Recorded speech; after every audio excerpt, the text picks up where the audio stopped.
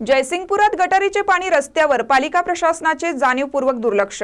बौद्ध विहार ते धरणगुत्तीकडे जाणाऱ्या विश्वास कोळी यांच्या दवाखान्याच्या परिसरामध्ये मोठ्या प्रमाणात गटारीचे सांडपाणी साचले आहे। हे सांडपाणी रस्त्यावर येत असल्याने नागरिकांना सांडपाण्यातून मार्गक्रमण करावे लागत आहे। वाहनधारक सांडपाणी उडवत जात असल्याने नागरिकांच्या अंगावर सांडपाणी पडत आहे। यामुळे नागरिक व वाहनधारकांमध्ये अनेक वेळा वादाचे प्रसंगही समोर येत आहेत।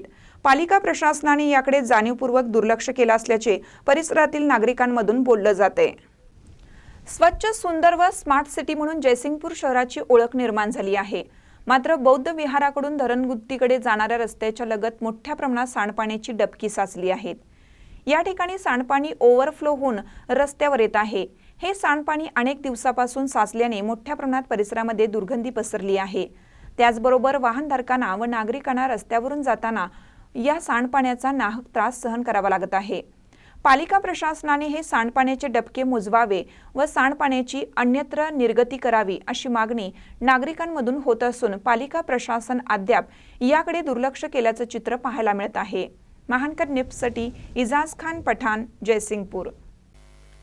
ताज्या बातम्यांसाठी महानकरेला सबस्क्राइब करा आणि बेल आयकॉनला क्लिक करा।